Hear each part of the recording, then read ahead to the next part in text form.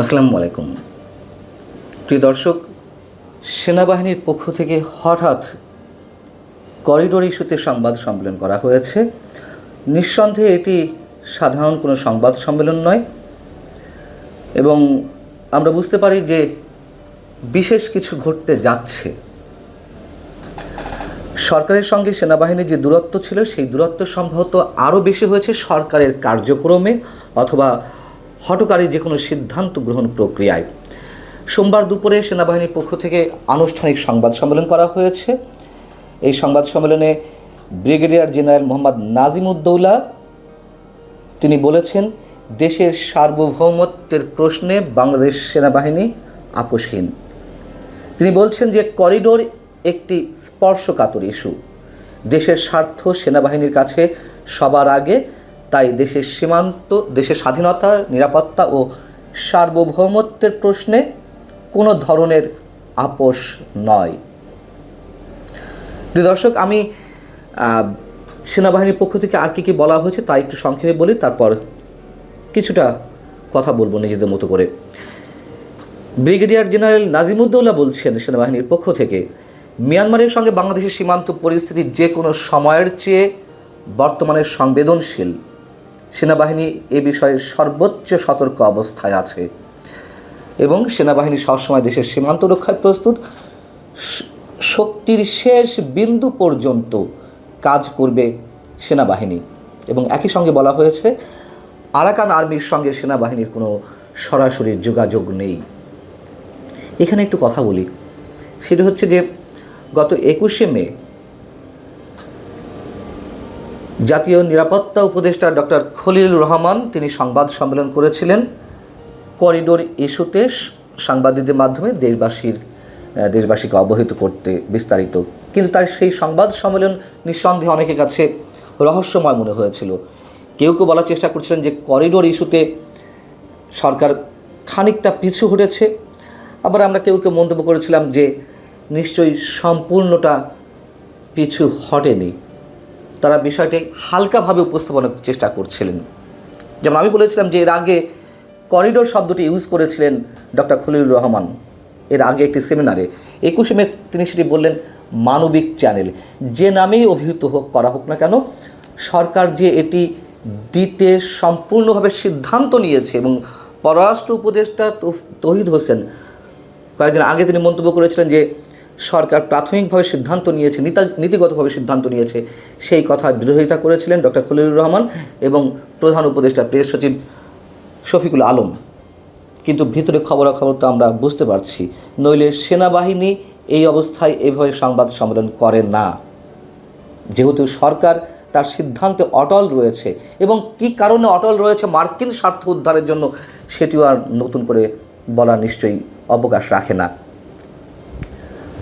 আর Arakan আর্মির সঙ্গে যোগাযোগ রয়েছে সরকারের, কথা তো সবসময় বলে আসা হচ্ছে এবং আরাকান আর্মি কোনোভাবেই বাংলাদেশের পক্ষে অবস্থান নিচ্ছে না, বরং আরাকান অঞ্চলে রাখাইনে যে অবশিষ্ট রোহিঙ্গা সম্প্রদায়ের মানুষেরা রয়েছেন তারা আরাকান আর্মির অত্যাচারে গত 1 বছর ধরে তো বাংলাদেশে প্রবেশ করছে, এর মধ্যে লক্ষাধিক রোহিঙ্গা প্রবেশ করেছে। সেই জায়গায় সরকার এইভাবে তার মতো করে ব্যাখ্যা আমাদের সামনে উপস্থাপন করছে, কিন্তু আমরা সবসময় প্রশ্নটি রেখে আসছি যে এটি একেবারে অস্বাভাবিক। এবং আরও যে ভয়ঙ্কর বিষয়ে সেনাবাহিনী প্রশ্ন তুলেছে সেটি হচ্ছে, দুদিন আগে চট্টগ্রামের একটি অঞ্চল থেকে KNF কুকি চিন ন্যাশনাল ফ্রন্টের পোশাক তৈরি করা হচ্ছিল, সেটি জব্দ করা হয়েছে।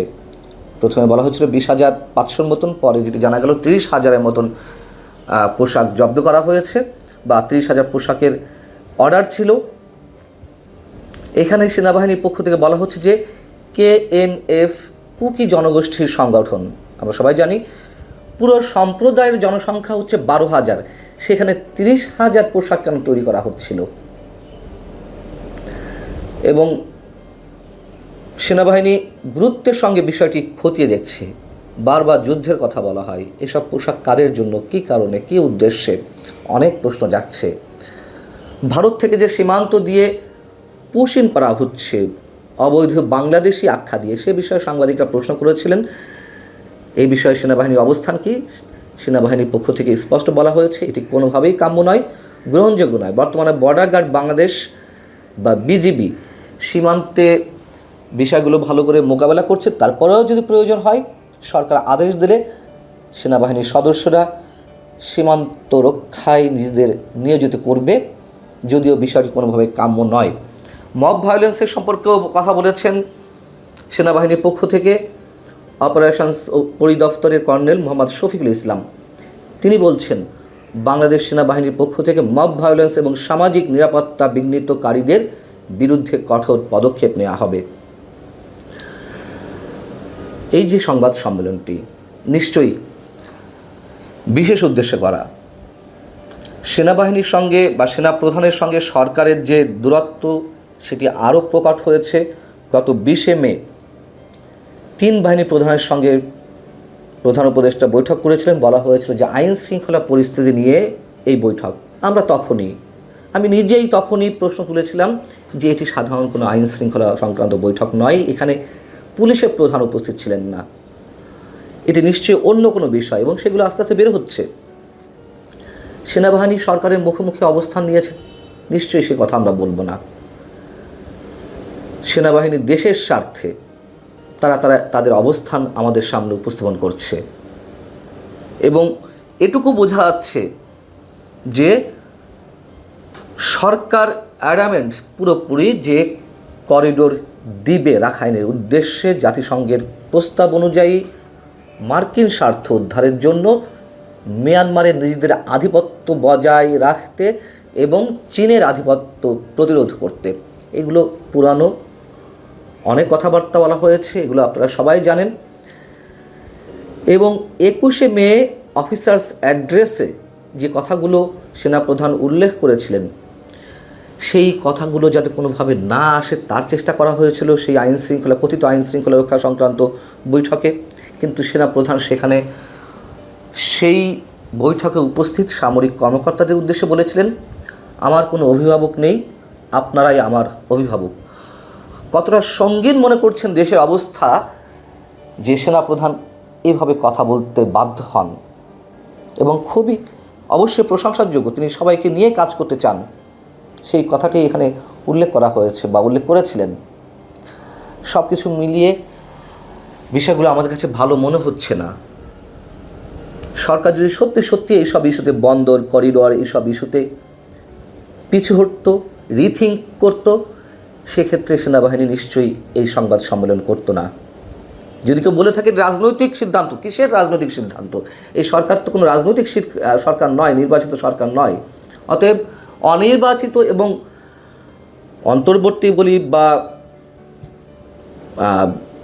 তত্ত্বাবধায়ক বলি, অস্থায়ী বলি, যে সরকারই বলি না কেন, সেখানে সেনাবাহিনীর অবশ্যই একটা গুরুত্বপূর্ণ রোল থাকে দেশের স্বার্থে। সেনাবাহিনী সম্ভবত সেই কাজটাই করে যাচ্ছে। আল্লাহ হাফিজ, ভালো থাকুন সবাই।